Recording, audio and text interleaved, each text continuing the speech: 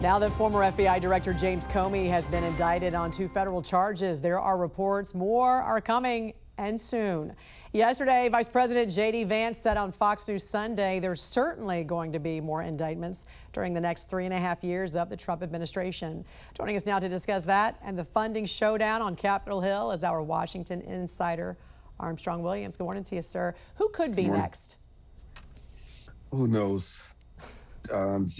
John Brennan, Fannie Willis, Letitia James. All you need to do is go back to the role of all those that tried to, in their own way, bring charges, whether they're trying to destroy his business and bringing it forth a judgment of almost $500 million, which the courts threw out in New York. Letitia James and James Comey has a lot to answer for, Jan. It's unfortunate. They never thought that Donald Trump had a snowball chance of winning the White House again, and now there's what to pay. Well, we talked about Brennan and Clapper before. Of those two, do we think we know there's an investigation going on at least. Do we expect any kind of indictments to come down?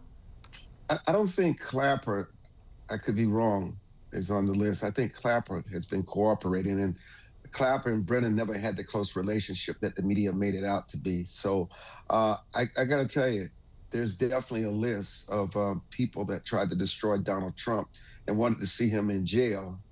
And now the opposite could be happening to those that perpetrated, and some of them just outright lied and created lies and evidence against him. I mean, just look at the Trump dossier.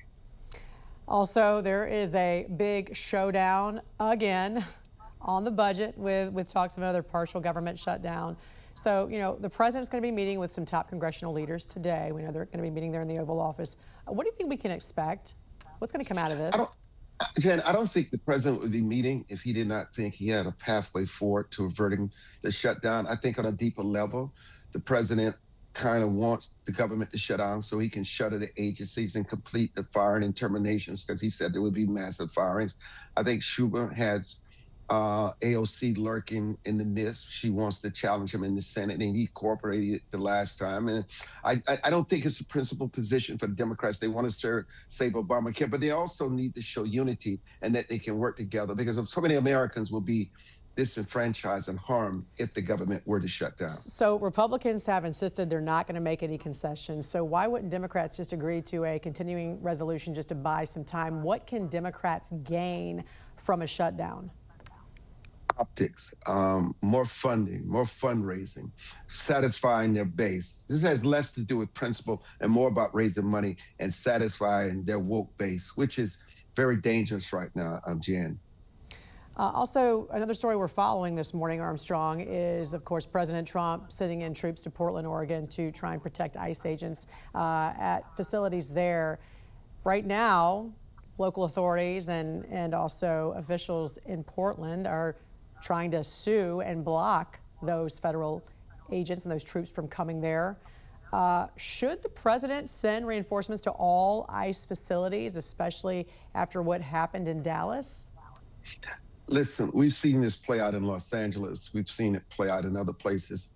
Look, I've always advocated that you should have the governor's request to bring the National Guard and those troops in. It's much better for everybody in the process. But obviously the president is bent on bringing this crime and destruction under control. The disrespect of the ICE agents should not be tolerated. You may not respect his methods of processes, but obviously it does generate results and send the message that we're not going to tolerate this kind of behavior. Yeah, and what do you make of these officials, these local officials trying to sue to block troops from the National Guard troops from going there?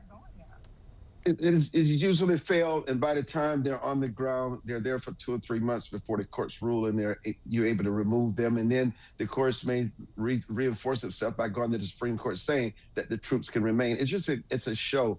And who loses? Well, who gains are these criminals and these people who disrespect law enforcement that continue their behavior. It gives them another reprieve to continue doing the same. Washington insider Armstrong Williams, great to see you always on a Monday. Thanks for joining us. Thank you, Jan.